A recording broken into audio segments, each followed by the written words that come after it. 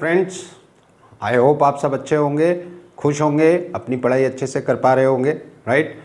आज का टॉपिक है सुपरपोजिशन प्रिंसिपल। देखिए, इससे पहले हमने कूलम फोर्स पढ़ा था।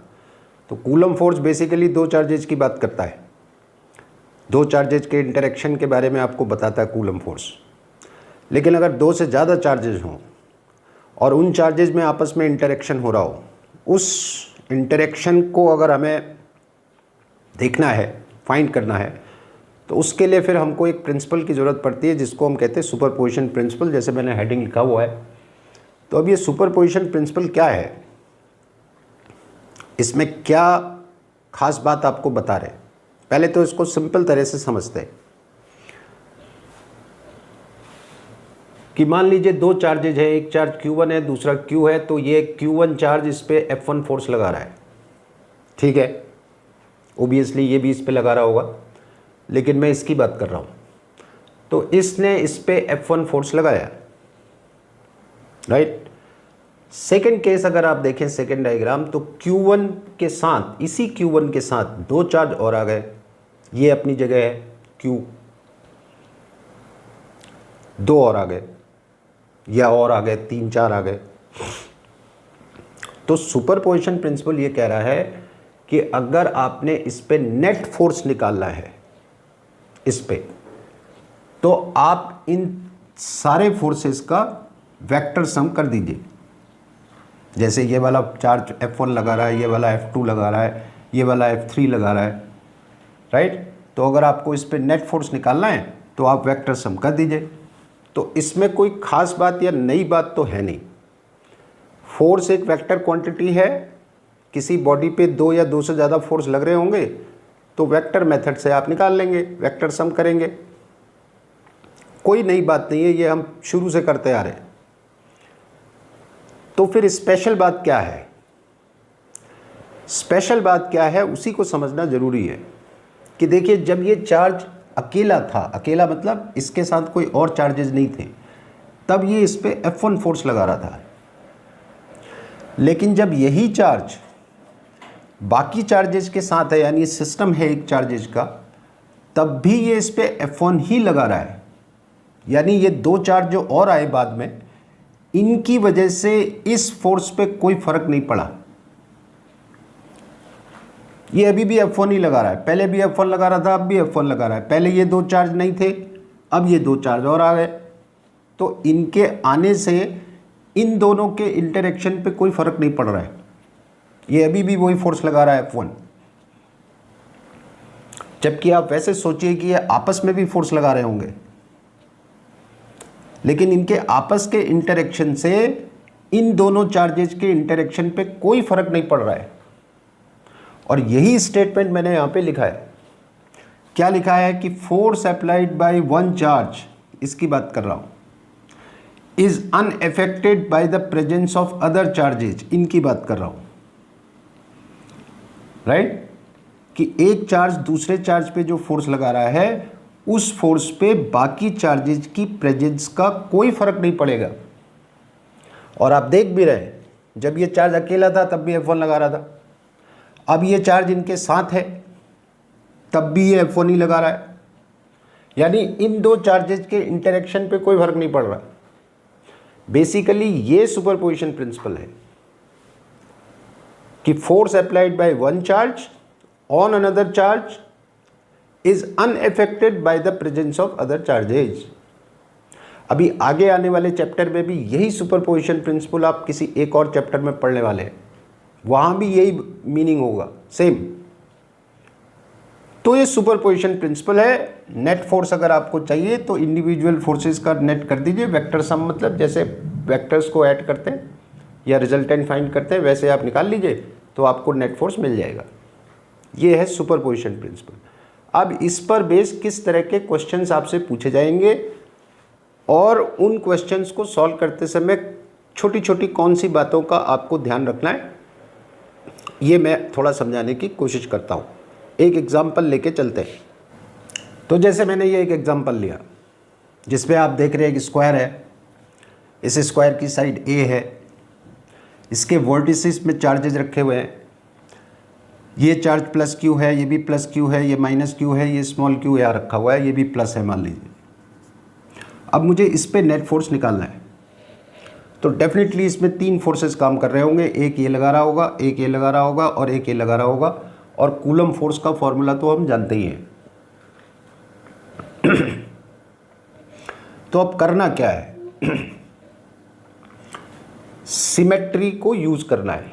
इस तरह के क्वेश्चंस में आपको सिमेट्री मिलेगी, उस सिमेट्री को पहचान के क्वेश्चन को छोटा बनाना है आपने, स्पेशली कैलकुलेशन कम रखनी है। तो मैं क्या कर रहा हूं उसको ध्यान से देखिए और कूलम फोर्स के फॉर्मूले को भी ध्यान से देखिए। Q1 Q2 और डिस्टेंस, इस पे डिपेंड कर रहा है कूलम फोर्स। ये तो कांस्टेंट है, ये तो आना ही है। इन दोनों चार्जेस को अगर आप देखें, जितना चार्ज ये है उतना ये भी है। इस डिस्टेंस को देखिए और इस डिस्टेंस को देखिए, दोनों बराबर है। चार्ज भी सेम, सेम का मतलब वैल्यू भी सेम है, और नेचर ना भी सेम हो तब भी फर्क नहीं पड़ता, लेकिन वैल्यू सेम है। वैल्यू भी सेम, डिस्टेंस भी सेम। जितना फोर्स ये लगाएगा उतना ये भी लगाएगा, राइट। अब मान लीजिए इसने इस पे फोर्स लगाया F, और दोनों प्लस हैं तो रिपेल कर रहे होंगे, तो इस चार्ज ने इसको रिपेल किया होगा इधर, और मान लीजिए ये फोर्स कितना है F। फिर ये भी इसको रिपेल कर रहा होगा, और जैसे मैंने बताया जितना फोर्स ये लगाएगा उतना ये भी लगाएगा, तो इसने भी रिपेल किया इधर को, ये भी F। एरो नहीं लगा रहा हूँ क्योंकि एरो लगा दूंगा तो डायरेक्शन इन्वॉल्व हो जाएगी, फिर ये दोनों फोर्सेस अलग अलग हो जाएंगे, इसलिए मैं एरो नहीं लगा रहा अभी। वैल्यू सेम है इसलिए सिर्फ मैग्नीट्यूड लिख रहा हूँ। अब चार्ज की वैल्यू है तो ये भी Q, लेकिन ये डिस्टेंस का डिफरेंस है। अब ये डिस्टेंस आएगा a√2, तो क्योंकि डिस्टेंस का डिफरेंस है तो ये इस पे जो फोर्स लगाएगा वो अलग होगा। अब ये निगेटिव Q है, ये मतलब निगेटिव चार्ज है और वो पॉजिटिव है, तो ये चार्ज इसको अट्रैक्ट कर रहा होगा, और मान लीजिए इतने फोर्स से अट्रैक्ट कर रहा है F'।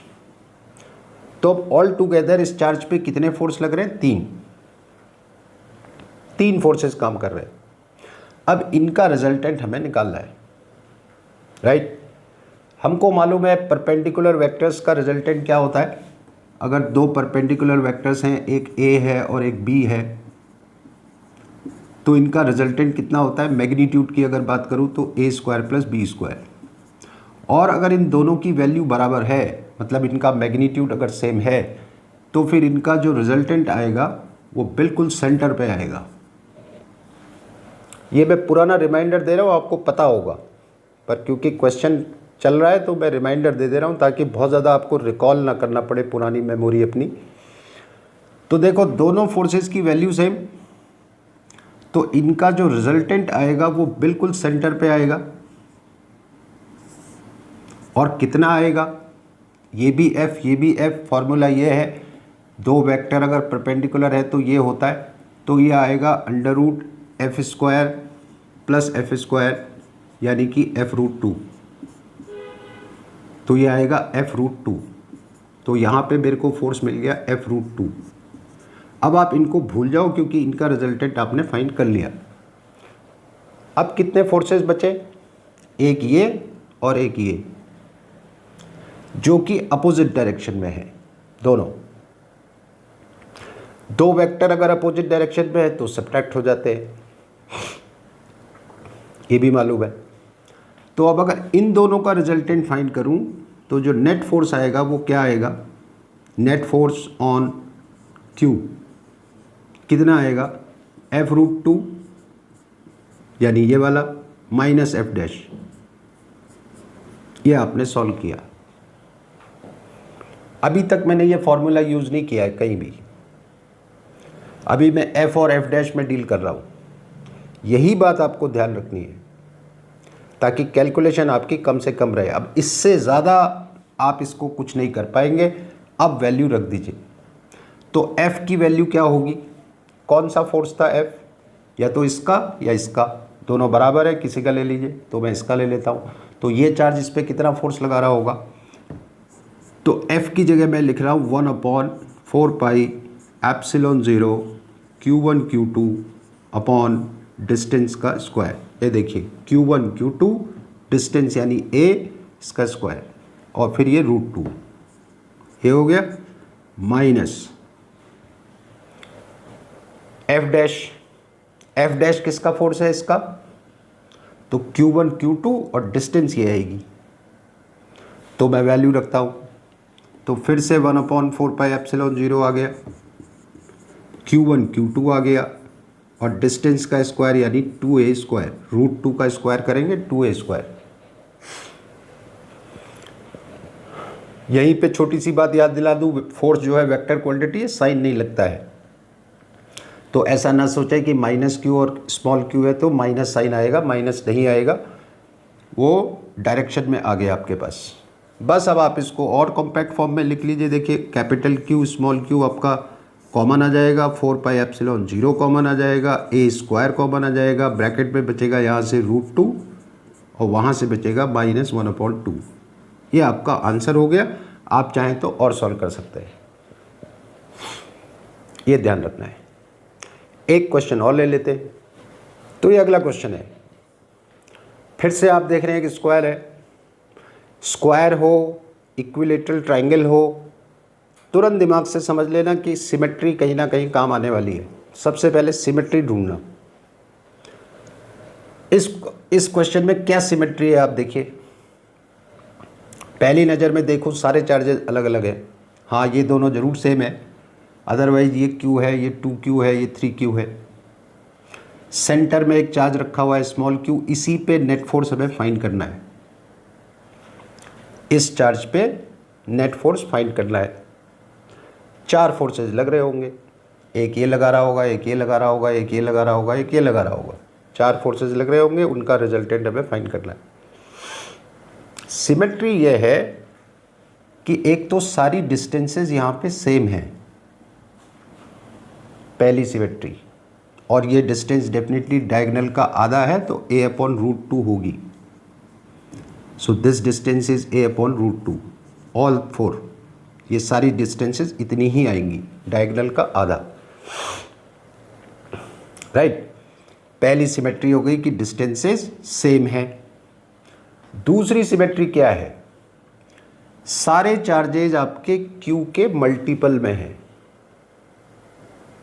अब Q के मल्टीपल में है, ये कूलम फोर्स का फॉर्मूला है, तो इस फॉर्मूले में देखो एक चार्ज तो आपका स्मॉल q ही आना है, डिस्टेंस आपकी a/√2 का स्क्वायर ही आना है सारे केसेस में।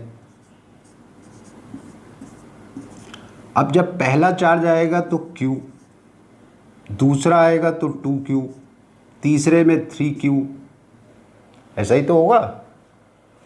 कहने का मतलब ये है कि अगर ये वाला चार्ज इस पे F फोर्स, ये वाला चार्ज इस पे अगर F फोर्स लगा रहा होगा तो ये वाला 2F लगा रहा होगा, क्योंकि Q तो दोनों में है, डिस्टेंस भी सेम है, डिफरेंस किसका है 2 का, तो अगर ये F लगा रहा होगा तो ये 2F लगा रहा होगा, तो फिर ये 3F लगा रहा होगा, ये 2F लगा रहा होगा। फिर से सिमेट्री यूज कर ली मैंने, राइट। अब डायरेक्शन बना लेते हैं, वेक्टर क्वांटिटी है, डायरेक्शन इंपॉर्टेंट है। ये वाला चार्ज प्लस, ये भी प्लस, तो ये वाला इसको रिपेल कर रहा होगा, कितने फोर्स से, F से रिपेल कर रहा होगा। फिर ये वाला भी इसको रिपेल कर रहा होगा 2F से, ये वाला भी रिपेल कर रहा होगा 3F से, और ये वाला अट्रैक्ट कर रहा होगा 2F से। ये हो गया, डायरेक्शन भी बन गई, सिमेट्री भी यूज हो गई। अब हम वेक्टर सम कर देते हैं, कोई दिक्कत नहीं है। ये दोनों फोर्सेस अपोजिट डायरेक्शन में हैं। अगर मैं इस Q चार्ज को यहाँ पे बना लूँ, क्योंकि वहाँ काफ़ी कंजस्टेड हो जाएगा, यहाँ बना लूँ तो ये दोनों चार्जेस अपोजिट है तो डेफिनेटली सब्ट्रैक्ट हो जाएंगे। तो 3F में से F को सब्ट्रैक्ट करूँ तो 2F इधर आएगा, 3F माइनस F 2F, और ये दोनों ऐड हो जाएंगे, सेम डायरेक्शन में है तो 2F और 2F 4F, तो 4F इधर लग रहा होगा, बीच का एंगल 90 डिग्री।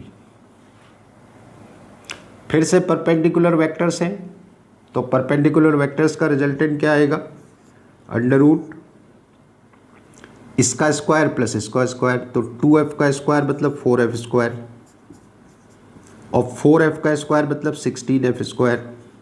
16 एंड 4 20, 20 को लिख सकता हूँ 2√5, और f स्क्वायर का स्क्वायर रूट तो f ही आएगा, ये आ रहा है। अब मुझे सिर्फ f की वैल्यू रखनी है, और अब मैं ये फॉर्मूला यूज़ करूँगा। अभी तक मैंने कहीं भी ये फॉर्मूला यूज़ नहीं किया, अभी तक मैं f में ही डील कर रहा था। अब रख देते हैं, तो ये कितना हो जाएगा नेट फोर्स, अगर मैं इसको नेट फोर्स मान लूँ तो नेट फोर्स कितना हो जाएगा 2√5, ये आ गया। अब बचा f, तो f किसका फोर्स था, इसका, इस चार्ज का फोर्स था f, ये, फिर इसका 2f हो गया था, इसका 3f हो गया था, इसका फिर 2f हो गया था, लेकिन f इसका फोर्स था। तो इन दोनों में कितना फोर्स लग रहा होगा, तो मैं फॉर्मूला लगा रहा हूँ 1/4πε0 Q1 Q2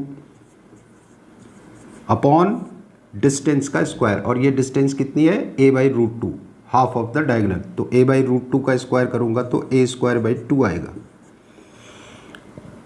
इसको आप चाहें तो थोड़ा और सॉल्व कर सकते हैं, but this is your answer, correct. एक क्वेश्चन आपको दे देता हूं, ट्राई करिएगा। तो ये आपके लिए है, 2 मिनट कोशिश कर लीजिए, क्योंकि ये ऐसा क्वेश्चन है जिसमें हो सकता है आपको कैलकुलेशन करनी ही ना पड़े, जैसे मर्जी करिए। 2 मिनट ले लीजिए, देखते हैं आपका क्या आंसर आता है। तो 2 मिनट हो गए। अब आप देखिए क्या है, सिमेट्री ही सिमेट्री है, कुछ करना ही नहीं है।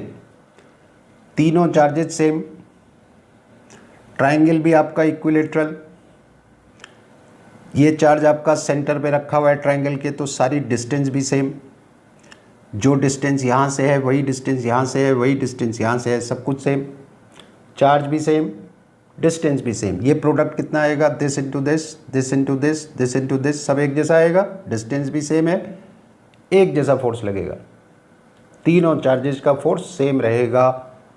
तो ये वाला चार्ज इसको रिपेल कर रहा होगा इधर, मान लो F, फिर ये वाला इसको रिपेल कर रहा होगा इधर, ये भी F, और ये वाला इसको रिपेल कर रहा होगा इधर, ये भी F। तीनों फोर्सेज F हो गए। अब जैसे मर्जी सॉल्व कर लीजिए, मैं दोनों तरह से करके दिखा देता हूँ। ये आपका चार्ज Q है, इस पे एक फोर्स इधर लग रहा है F, राइट, एक फोर्स इधर लग रहा है F, एक फोर्स इधर लग रहा है F। अब क्योंकि इक्विलेटरल ट्रायंगल है, यहाँ पे ये एंगल 60 का होगा, ये भी 60 का होगा, ये एंगल 60 और ये भी 60, तो मैं यहाँ बना देता हूँ ये 60, ये भी 60। इसका ये वाला कंपोनेंट निकालेंगे, इस फोर्स का ये वाला कंपोनेंट निकालेंगे F cos 60, और ये वाला कंपोनेंट निकालेंगे F sin 60, फिर इसका ये वाला कंपोनेंट निकालेंगे F cos 60, ये वाला कंपोनेंट निकालेंगे F sin 60। बस हो गया काम, राइट। इनको भूल जाओ, इनके आपने कंपोनेंट्स फाइंड कर लिए, इन्हें भूल जाओ। अब कंपोनेंट्स की बात होगी।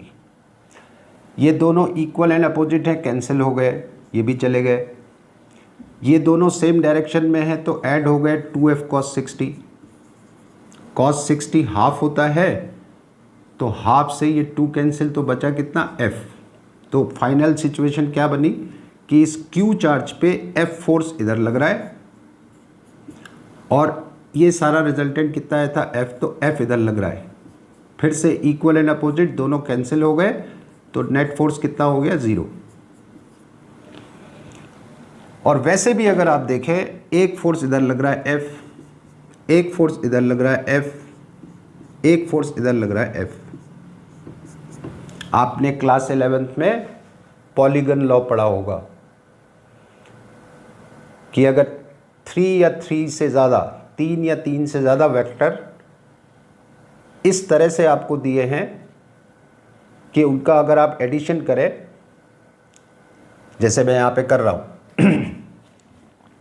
पहला वेक्टर बनाया f,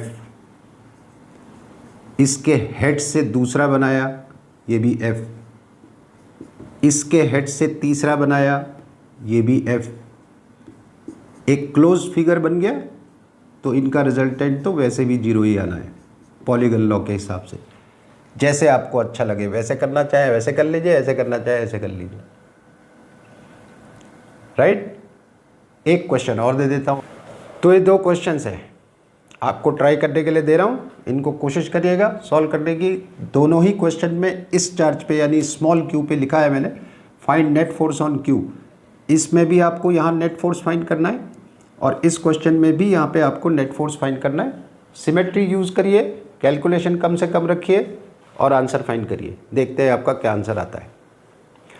कूलम फोर्स वाले टॉपिक में मेरा लास्ट वीडियो अब अगला वाला आएगा, उसमें मैं फिर एक और स्पेशल केस डिस्कस करूंगा। सुपरपोजिशन प्रिंसिपल पे ही बेस्ड है, नीट या जेईई के लिए बहुत इंपॉर्टेंट है, तो उसको ज़रूर देखिएगा। बहुत जल्दी नेक्स्ट वीडियो आपको मिलेगा। Thank you very much, best of luck.